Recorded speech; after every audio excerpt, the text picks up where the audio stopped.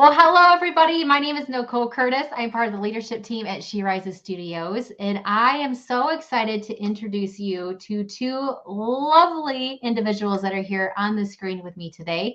This is Lisa and Jesse Ferrell. They are the authors of How You Leave Them Feeling Your Foundation for Inspiring Love and Relationships. Hello, how are you both? We're doing well. We're doing well. And Lisa, depending on how well you know her, she goes by Shaniqua, and I'm King Chekabobo. Oh, I love it. I love it. You too. Every single time we do this together, I have so much fun. You both are remarkable, remarkable individuals. And I would really like, before we dive in to a discussion around your book, if you could introduce yourselves, I would really appreciate it, because I would love for the audience, whoever is watching this now or going to catch the replay, to get to know you both a little bit more. Well, I am Lisa Ferrell, and I am a mother of three, and I have a business, Lisa Listen, which specializes in empowering and inspiring women to live and design their best lives now. How do you do that with them? How do you help them design their best lives now? I meet them where they're at, and whether they're wanting to retire and don't know what to do after they retire, or whether they are burned out on a job and they aren't sure what else they can do because they've done this their whole life. We help them find their purpose, gifts, and talents. And those are just a few examples of how we do it. Like I said, Shaniqua. So, to make it very brief, just in case some of our viewers and watchers have heard us come online before, I don't want to be too redundant for them, but I like to say that Lisa and I, every day that we wake up and it's a work day, if it's a work day, we like to say we have gained the opportunity to help free others from their concerns. To help free others from their concerns. That's just an amazing opportunity. We'll do that whether it's, we call it either one-to-one, private, or one-to-many. One-to-many is from the stage, where we may be doing leadership communication development courses or relationship development courses from the stage to an audience, or maybe in our private one-on-one coaching sessions, whether it's personal professional development coaching. We get to do that. And the good part about all this is it's not a job. We know that this is our calling, this is our passion, this is our purpose, and it doesn't feel like work when you're doing, when you're living into your purpose. It doesn't. I mean, yes, we put the time in, but at the end of the day, sometimes we end up more invigorated from what we see others are gaining from the connection we have with them. Does it get any better than that? I don't think so. No, not really. So I spent quite a number of years, as did Lisa, in corporate America. Lisa spent 35 years in television broadcasting, coming up through the ranks, and I spent 36 years in hospitality, everything from a busboy all the way up to executive director, casino marketing, and stuff in between on food and beverage side, hotel side, casino ops side, casino credit side. I was climbing that ladder, and I am so glad that I no longer have to climb that ladder. Yes. Me too. You're at the top of the mountain. Yes. So if you could please share a little bit about what your book is about. Obviously, when you, in the title, Your Foundation for Inspiring Love and Relationships. But if you could share a little bit about what that, like, what does that mean? What, when someone picks up this book to read it, what can they look forward to? Number one, it's going to help them get themselves, learn and know themselves. Many of us don't even know ourselves. Okay?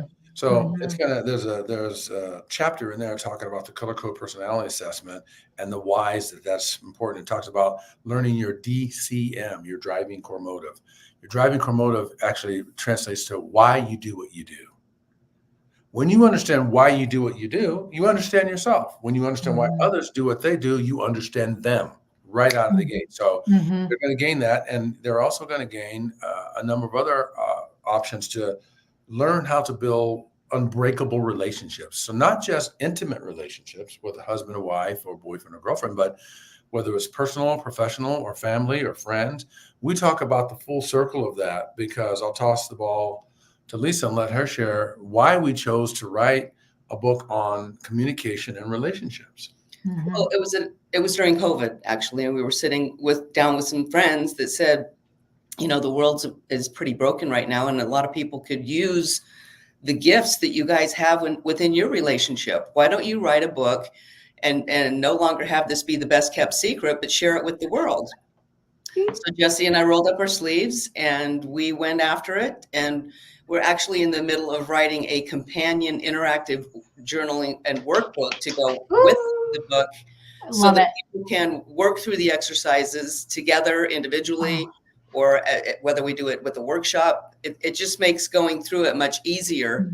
And yeah. Right out of the gates, we talk about living life by design, right in the beginning of the book. And so many of us, Nicole, were taught a rote way of living. A standard, go to school and get good. Great. So you can get out of school and get a good job. Hello. We were all taught that. Mm-hmm. But what we talk about, there's nothing wrong with getting good grades, but that's not all that life is about. We talk about living your life by design, not happenstance. And building strong relationships is what's going to get you next level. Absolutely. A college degree is important, yes, but it's the relationships and the people that you meet along the way. Completely. They're going to help within your village get you where you want and need to be in life. You've got to get out and shake some hands. We said one handshake away from a different lifestyle, and that won't happen if you stay cocooned into your homes. In fact, let's tell her the story. We were having lunch at the Wynn yesterday, and he saw this really cool jacket. This is a good story. In the window, and he was looking at it. He goes, "Let's go in." He goes, "I'll bet it's $2,500." And we went in there, and it was actually $5,400. Yes, yeah. But the girl that was helping him, she kept looking, and we were having a dialogue. It was mild. It was a pleasant conversation. It wasn't just Joe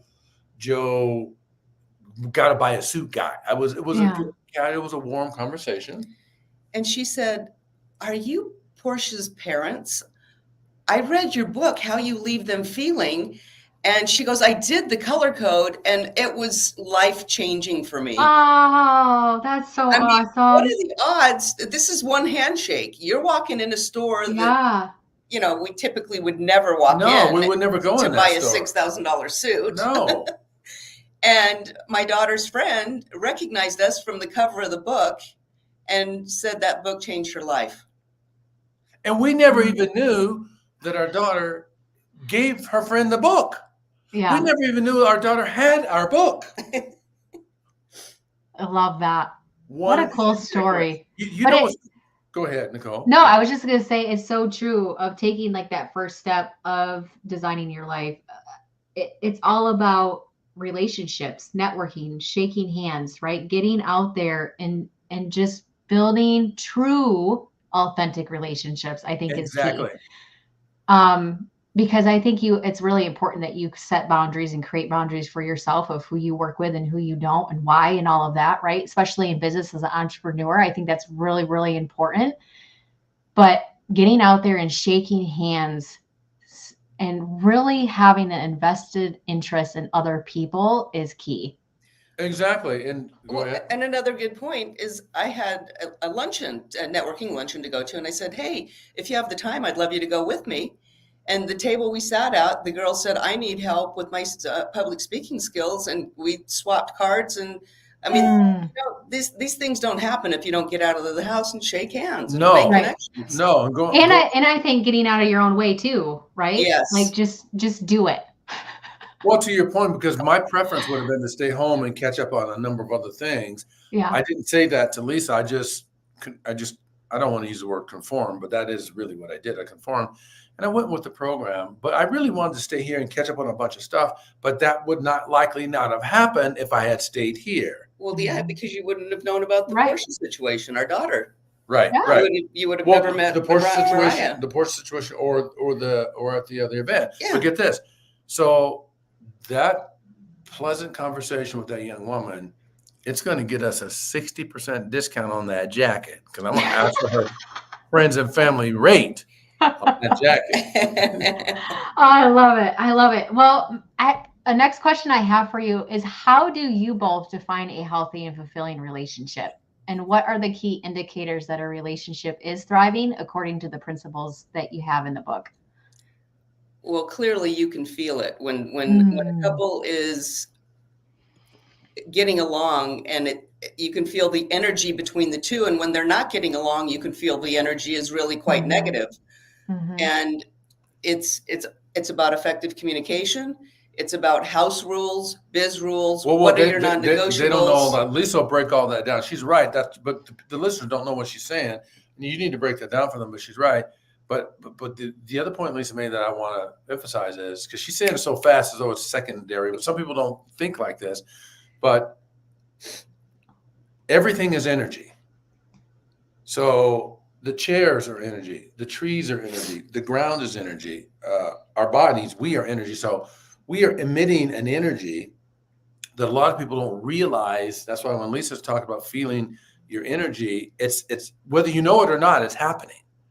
So since we know that it is, we want to emit an energy that is attractive, that is warm, that is inviting, and that's the whole how you leave them feeling concept. The how you leave them feeling concept is, how do we seek to leave everything and everyone better than we found it? We left that lady at that store, that young woman at the store, better than we found her, because she was like, I'm in front of the authors. I bet she was beaming. She was. Am I right? Yeah. And then the people at the table at the event that we went to, we left them feeling pretty good, because it was a young man that just graduated from UNLV, University of Nevada, Las Vegas, and he was starting to tell a story, and the program started. Well, the program started. Most people would just leave it alone. Well, when it was over and they were leaving, you know what I did? I went up to the young man, and he was a little young soul brother. I shook his hand. And I said, listen, I know that the program started, and we did not get to hear your story. I look forward to the next time we connect. I want to hear your story about graduating from college. I let him know I still remember that you didn't get to finish your story. Most people don't do that. I test people. Lisa and I were at an event for Lexicon Bank. I'm not going to name who did this, but we're at an event for Lexicon Bank, big bank here in Vegas, and we get to serve them as well. We actually have color coded many of them, and we have also used the book. So far, they're the biggest single purchaser for the book. So far, they bought over 200 books of our books. Wow. For their clients. That's awesome. Well, we went to an event that they featured us as authors, and this person was talking. I was talking to the person that had seen us at another speaking event, and her and her husband, we were getting it on. It was a great conversation. And I'm going to be kind, so I don't know who's watching this. Some other lady that we don't know, hey, would you take your pictures? Right in the middle of our conversation. I was right at the apex of going to make the point. And so the other guy took her picture and sort of scooted out of the way. And I tested to see, are they going to come back to the conversation? I was right at the apex of the conversation. Yeah. To deliver the amazing part. They never came back. Why do you think they didn't come back, Nicole? Because of the interruption? The interruption was just an interruption. They didn't come back. They weren't invested. They weren't, and they were not tied into the how you leave them feeling concept of, let's let this gentleman finish his point. He was about ready to make a point, and this other freakazoid that I don't even know interrupted it. And they never came back. I could have gone to them. I was waiting to see, are they going to let me finish that conversation? They didn't. People want what they want. Exactly. And it's a shiny penny society. Correct. You know? Oh, what's over here? And they forgot all about it, even though it was meaningful. It didn't mean enough to them to follow up and hear the rest of the story. Going back to the young man, he barely got to start talking, and he was a quiet, introverted engineer type. He had an engineering degree. I know he found value in me coming up to him, shaking his hand. I took his hand and I held it. I said, I want to hear the rest of your story. But everyone's in such a hurry these days. Yeah. You know? But what do you think about that example?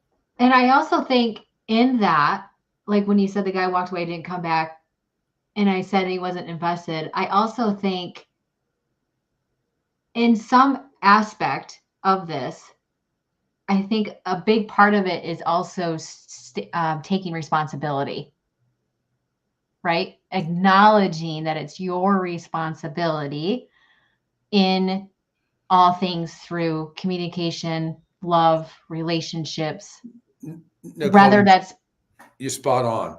whether it's business or in community, in your network, like with my kids, like it's my responsibility to show up 110% in my marriage, with my kids, building those relationships in my community, in my work, clients, like, in She Rises, like Yeah. all of that. And I think that often gets missed or doesn't get focused on because it's easier to blame, ignore, have excuses. I think this is in all life, than versus choose, decide, and take responsibility. I agree. Let's go back to that example and let's flip the tables. Let's say, and it was a husband and wife that I'm talking to. Let's say that that person that was rudely interrupting us in the middle of our conversation, and he was at the apex of his. Let's assume that she targeted me to take that picture. I was, oh, do us a favor. This gentleman is right about at the point that he's going to make. Can you just, if you can't find someone else, when we finish this point, we'll come back to you. Mm-hmm. So go ahead and finish your point. That's what I would have done. Mm-hmm. What do you think? Mm-hmm. I felt personally witnessing that they were not authentic people. Mm-hmm. They were just sitting there doing time. Mm-hmm. And again, it's an energy. You can feel the energy. You can feel if they're authentic. You can feel if they're like, just nodding their head, but it was not authentic. And so it was a break for them to get out of the conversation anyway. Exactly. And move on. Yeah. You know what? She's right. Guess what? How'd that leave me feeling, Nicole? That your time and what you had to say didn't have enough value for them to want to be in your space. Mm-hmm. Exactly. Yeah. So in this, when you're with the book, like we're talking about managing emotions, vibrant energy, all of those different things. So what techniques do you suggest for someone struggling with emotional regulation or low energy? The first technique is get some time to be in your own space. Meditation. Get some alone time. Get some away from people time. And when I say away from people, not just people outside, even the people that you're close to. Get some alone time to give yourself the opportunity and the chance to rebuild that energy. Step aside because you're still putting it out there when you're in front of other people, answering questions, having conversation that you don't have the energy for. Pull out and take some personal time. What are your thoughts? Definitely. When I'm feeling out of balance, I personally will shut everything down, put on my noise canceling headphones, put on my eye mask, and just go deep within, either with or without meditation, or just in silence, and for at least 30 minutes, because what 30 minutes can do for you is like 8 hours of sleep. It's extraordinary. It really is. It's a reviving technique. Yeah. For me, I try to date myself. I guess I don't know if that's the right word to say, but I try to carve out time where I can use it as do my self-reflection, my self-awareness, forgiveness, just really being in the present moment with myself and not having to think about anybody else or what has to be done or the to-do list and all of that. And for me, it's the woods, because I'm a very outdoorsy woman. I love to be in the woods. Like I could get lost in the woods and I would have no problem with that. Or with my chickens. Like that's my therapy. It's just where I feel I allow myself to become present and not just surface faced, but like in my head and in my heart and in my soul. Like, and I try really hard. I'm human, right? We're all imperfectly imperfect. Yeah. But I try once a week to carve out at least an hour or so where I don't have any obligations. I don't have to do anything. I don't need to show up for anybody else other than myself. And I think it's really important that rather if your energy is all in check, I do believe that just those weekly check-ins are so, so important. I don't disagree with you. Actually, I think hearing you say that is actually profound. And not only do we agree with you, we actually write about that. Now, the numbers that you picked are fine. People have to pick the numbers that are best suited for them. So yours isn't wrong and ours is right, or vice versa. But we write about that and how you leave them feeling. This the Foundation for Inspiring Love and Relationship. We write about. I call it my 2 to 4 campaign. no less than 2 hours, and typically no more than 4 hours, I regulate for myself to have that every day. The reason why I do it on a daily basis is because Lisa and I serve so many so often. We serve children, we serve her mother. Her mother's taken up a massive amount of service time from Lisa and myself, and more Lisa than me. It's one request after the next after that. She never stops requesting. She's requesting 2 and 3 at a time, and Lisa honors most of them that she can. And then we're serving clients. Okay, if we're serving all day long, when do we serve ourselves? Yeah. So exactly. I call it the 2 to 4 campaign. 4 is me serving me. I do whatever I damn well please, 2 hours to 4 hours out of every awaking day. Because what's the point of serving everybody else and never serving yourself? Yeah. What do you want? What do you want to do? What do you want for yourself? Right. I think it's massively important. I think when you get into a service mode like Lisa and I are in, and we're natural servers anyway, it can be all service to everybody else and not yourself. Or each other. Yeah. Can I give you an example? I love for you to give an example, Jesse. We knew we had this conversation with you and we were looking forward to it. As I I just got off a unscheduled call with the Las Vegas Metropolitan Police Department, HR department. They're looking to have us come and color code their team. So it was a good conversation, but she doesn't know me. So what I did is I went back into our records and I pulled three different rating sheets from where we serviced the Metropolitan Police Department in 2008 and 2011, and scored an average of 4.9 on a 5-point scale. And I sent her those along with a sizzle reel from Sierra Nevada Corporation that we just a little tiny small amount that we just to demonstrate a little blip of the quality of what we do, not to reveal anything that was private or secret or anything, just to give her a little taste, right? Yeah. But with that, I didn't have time to prepare myself for you. So Lisa comes in, she says, we're on in 5 minutes. I said, I got this. I literally shaved and took a bath and cleaned up 3 minutes before we got on this call with you. And I did it 5 minutes before. So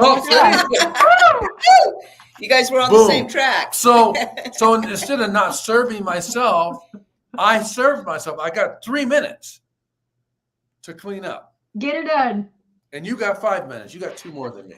I'm an overachiever. I personally don't like doing that. I like to, I've said this before, it's how I roll in the morning. I like to set my intentions. I like to give myself time because I don't want to show up with frenetic energy. Like, okay, let's do it. Yeah. I want to be in my body, in myself, and ready to receive and ready to hear and be present, and not, oh my gosh, did I do this? Did I do that? Because when you're in that kind of energy, you're not present with the other person, which is disrespectful. Yeah. And I agree. It's kind of like you're in a fight or flight. Yeah. Fight or flight. Yeah. no, but you're right. But you know what, though, Nicole? That is what it would be like for Lisa. But for you and I, it's not that way because we're hardwired. Yeah. We're hardwired for that kind of a pace. Now, listen, I don't want to do that all the time. No, yeah, no, I can't. But I had no choice because I wanted to send this woman something of relevance after the call so she can go, oh, this is powerful. And maybe she shows to her leaders the ratings that we got from already serving Metropolitan Police Department. I mean, she doesn't know she's going to receive that. Something that says it's a little extra nugget. But in the meanwhile, I still want to prepare myself for you and Lisa for this. I don't want to be sitting next to Lisa with a musty armpit, you know? Whoa, are you sure you want that? Smell it. I know it's fresh. It's fresh. Oh my gosh, you two are so fun. Next time I come to Vegas, we need to meet up. Yeah, for sure. Yeah, we're gonna take you to a chicken house somewhere. Oh, I love that. Side note, yeah, Hannah just showed me of a restaurant that's in the Raiders Stadium. Something Hot Chicks or something. Oh, what was that called? Oh, hold on, I have it right here. I know this is like way hot as cluck. Like, no way. Anyway, that just made me think of it.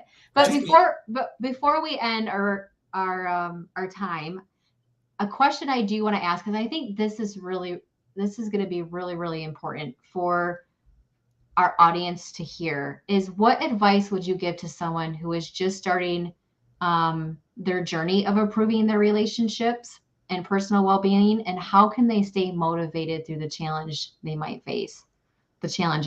face? I think this is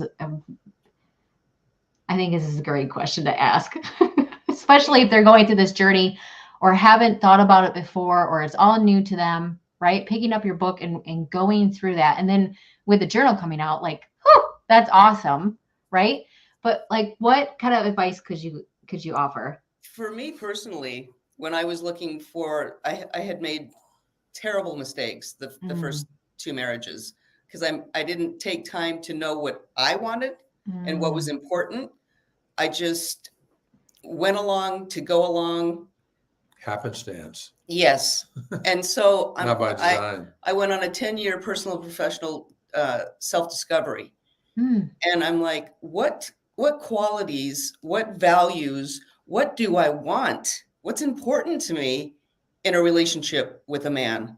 So I identified 54 items. Is he a family man? Is he tall, dark, and handsome? Is he a smoker? Is he a drinker? Does he work out? Does he like hiking? What I like, he needs to resonate with, at least 80% of my list, right? Yep. And know those characteristics of what you want in a man, because that's going to save you a lot of time. That you're with somebody that doesn't hold these values, then you're wasting your time, and time is so precious and it's going so fast. The more homework you can do to define what that looks like, the better you're setting yourself up for a successful relationship. And even professionally, what do you want in a job? What's important to you, and know what you're going after. And if that job doesn't suit your needs, you don't need to take it. Yeah. No, I completely agree. With that. No, that's pretty powerful, what Lisa says, and I agree with it too. I wanted to just one little back channel. I stated something that wasn't quite accurate because I was so excited. When I talked about sharing with this person from Metro at HR, it was actually a snippet of a piece from a Metro, because we had some snippets from Metro, not from any other resource. It was from Metro, that piece. So I wanted to get that clear, just in case you're looking for it and seeing why that's what made it so powerful, is that it was a piece from Metro, not from elsewhere. The other thing, so to answer your question, so your question is, people getting started out doing the work to improve the quality of their relationships, you want to know what they can do, right? Yeah. Okay. Like, what advice? And then how can they stay motivated through the challenges they might face? I like what Lisa said. I'll start with the end in mind. First off, to stay motivated is to realize and accept there'll be peaks and valleys, ups and downs in all facets of life. Absolutely. No matter whether it's family related, friendly related, professionally or job or work related, or intimate relationship related. There are peaks and valleys. So what you want to do is realize that you want to continue to level and raise your game, how you are showing up, how you are connecting with others, how you are with yourself and how you are with others, and focus on what you can bring to the table while you're seeking to learn the full circle of whoever those folks are you're in relationships with. Who are they? What is their why? Why do they do what they do? What makes them happy? What's going to serve them? Know yourself and get to know others. That's the campaign. When you don't know yourself, no one knows you either. Yeah, no, it's so true. Especially if you don't love yourself, how can you love somebody else? Well, and that's to me what you do. You raise the game. I like to love too, but let's start with know yourself first, then love yourself. Yep. But we also, talk about it in the book. It goes the color code. Obviously, you get to know yourself first and foremost. But when you get to know others and you speak their language, you're going to get what you want and need out of life by treating them the way they want, to be treated. And you're also going to help the circle, like Lisa says, you'll get what you want, but you'll also help them get what they want as well. So it's about the power of communication. It's the power of connection and the desire to stay with it. That's it. And to know their love language, right? Yeah. My love language may be different from his, but I'm expecting something that he's not capable of giving. Mhm. And that goes back down to effective communication as well. Communicate what you want and need often, And it not may, just one and done. and it may not be someone's not capable of giving. They may not be aware it is needed. Mhm. Because to Lisa's point, many people treat others how they want to be treated. No, I don't want to treat you how I want to be treated. It's maybe not how you want to be treated. Seek to treat people how they want to be treated, not how Yeah. you. Which is in the book too, the golden rule versus the platinum rule. Mm. That's a little cliffhanger. Go find that in the book. That's Oh, I love this. This is awesome. Well, Lisa and Jesse, thank you so much for your time today. For all of you that are watching or catching the replay, the book is out. It's on Amazon. How You Leave Them Feeling, Your Foundation for Inspiring Love and Relationships. As always, it's a pleasure to be on the screen with the both of you. Thank you so much for not only who you are, but for the work that you do, the hearts that you have, and the services that you offer. And I just love being on screen with you both. I learn something every single time I have a conversation with you. So I do want to. But wait. I just want to say there's more. It's also on Audible. If you're right. Yes. book, Thank you. Excuse rather me. audibly, we're on Audible, and it's Jesse and I reading it. And please also know this: that you don't need to read chapter 1 and read them in consecutive order, because each chapter is a chapter that stands on its own. So just open the book and look at the table of contents, and whatever suits you, go there. That's the work you need to do. Good idea. Very good idea. Awesome. Well, thank you again to you both. And with that, I hope you all have a wonderful rest of your day. We appreciate you. Thanks, Nicole. Bye. We appreciate you. Bye. Bye now.